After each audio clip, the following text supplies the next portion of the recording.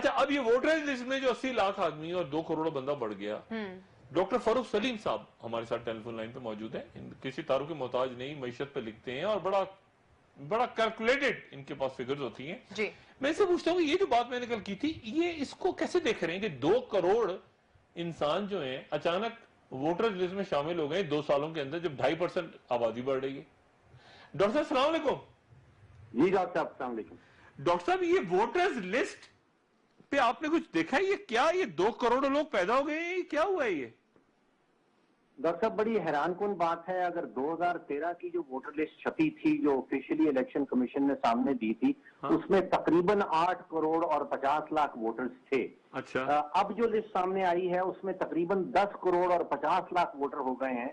جیسے آپ نے کہا کہ 2 کروڑ ووٹر ایکسٹرا آ گئے ہیں، ایڈیشنل اضافی آ گئے ہیں پچھلے 5 سالوں میں، جبکہ جو سینسس ابھی ہم نے 2017 میں ختم کیا ہے، 2018 میں اس کے ریٹ سامنے آئے ہیں. اس سینسس کے مطابق جو آبادی میں انکریز ہو رہی ہے وہ 2.4% سالانہ ہے. اگر 2.4% سے آبادی سالانہ بڑھ رہی ہے تو پھر یہ 2 کروڑ معاملہ، جو 2 کروڑ ایڈیشنل ووٹر سامنے آ گئے ہیں، یہ سمجھ میں نہیں آتی. اس کا جواب دینا ہوگا، نادرا کو جواب دینا ہوگا کہ یہ 2 کروڑ ووٹر انہوں نے نئے کہاں سے ڈھونڈ لیے. اس سے بھی اور حیران کن بات یہ ہے کہ تقریباً 50 لاکھ نام ایسے ہیں ووٹرز لسٹ میں جو لوگ ایکچولی پچھلے 5 سال میں وفات پا چکے ہیں.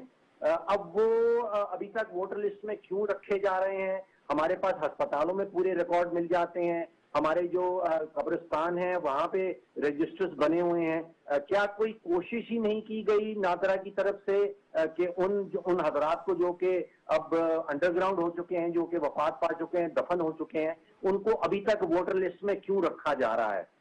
2 پاسبلٹیز ہو سکتی ہیں، یا تو سوچے سمجھے منصوبے کے تحت رکھا گیا ہے، اور یا پھر ان سے کوئی غلطی ہو گئی ہے. ایک منٹ ڈاکٹر صاحب ایک منٹ مجھے بتائیے گا، 2 کروڑ آدمی بڑھ گیا ہے، یہ غلطی کیسے ہو سکتی ہے؟ دیکھیے کچھ تو بڑھے گا، 2.4% کے حوالے سے تو اتنے تو بڑھنے چاہیے. کوئی 9 کروڑ اور 60-70 لاکھ تک تو یہ اماؤنٹ اگر نمبر آ جائے تو سمجھ میں آتی ہے، کیونکہ 2.4% ہر سال اگر بڑھ رہے ہیں. لیکن 2 کروڑ والا معاملہ سمجھ میں نہیں آتا. اس سے بھی زیادہ امپورٹنٹ ڈاکٹر صاحب یہ ذہن میں رکھیے کہ دیکھیے اگر میرا ووٹ کہیں جعلی ڈال دیا جاتا ہے اور 1 گھنٹے کے بعد میں پہنچ جاتا ہوں پولنگ اسٹیشن میں تو ایک ہنگامہ کھڑا ہو سکتا ہے. لیکن جو شخص اب زندہ ہی نہیں رہا اور اس کا ووٹ ڈال دیا جائے تو پھر یہ بڑی سیف سی پریکٹس ہوگی، کیونکہ اس نے اب اٹھ کے تو نہیں آنا شور مچانا کہ جی میرا ووٹ کس نے ڈال دیا. تو اس کا جواب پہلے والے سوال سے بھی بڑا زیادہ ضروری ہے کہ آپ نے 50 لاکھ سے زائد لوگ ایسے پاکستانی ووٹر جو وفات پا چکے ہیں وہ ابھی تک ہماری ووٹر لسٹ میں کیوں موجود ہیں. اور ایک آپ نے دیکھا، آپ فالو بھی کرتے رہے ہیں کہ جو فورن جو اوورسیز پاکستانیز ہیں ان کو ووٹ دینے کا حق نہیں دیا جا رہا. اگر آپ 2013 میں دیکھیں اس وقت مجھے یاد ہے کہ طارق ملک صاحب چیئرمین ہوتے تھے نادرا کے، اور انہوں نے ایک بڑی ڈیٹیل پریزنٹیشن سپریم کورٹ کو دی تھی اور انہوں نے کہا تھا کہ ہم نے ایک فول پروف جو فنگر پرنٹ کے بیس کے اوپر ویریفیکیشن کے اوپر ایک نظام تھا، انہوں نے اس وقت 2013 اپریل میں بتایا تھا کہ وہ نظام نادرا نے بنا لیا ہے اور وہ جو 75 لاکھ پاکستانی باہر رہتے ہیں وہ فول پروف طریقے سے اپنا ووٹ ڈال سکتے ہیں. اب 2018 ہو گیا، 5 سال گزر گئے، اور اب کے چیئرمین نے جو سپریم کورٹ کو بتایا ہے انہوں نے بتایا کہ یہ کوئی طریقہ نہیں ہے ایسا فول پروف قسم کا کہ ہم ان 75 لاکھ ووٹ پاکستانیوں کو ووٹ کا حق دے سکیں. تو ایک تو 75 لاکھ ووٹر وہ ہیں وہ جو ہماری ووٹر لسٹ میں شامل ہیں لیکن ملک سے باہر رہتے ہیں. 50 لاکھ تو کوئی ووٹ ڈالنے پاکستان آئے گا کیا ریٹرن ٹکٹ لے کے؟ یہ تو بہت ہی بڑی بہت بڑی دھاندلی ہے پھر، اس کا مطلب بہت بڑی گڑبڑ ہے.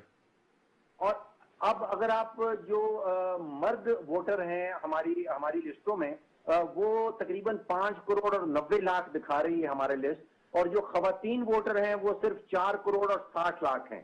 اس کا مطلب یہ ہے کہ تقریباً 60-70 لاکھ خواتین جو ہیں وہ مسنگ ہیں ہماری ووٹنگ لسٹ سے. اور یہ جینڈر گیپ ہے، یہ بڑا خطرناک کہا جاتا ہے. 2013 میں بھی یہ معاملہ اٹھایا گیا تھا لیکن اس کو دور نہیں کیا گیا. اب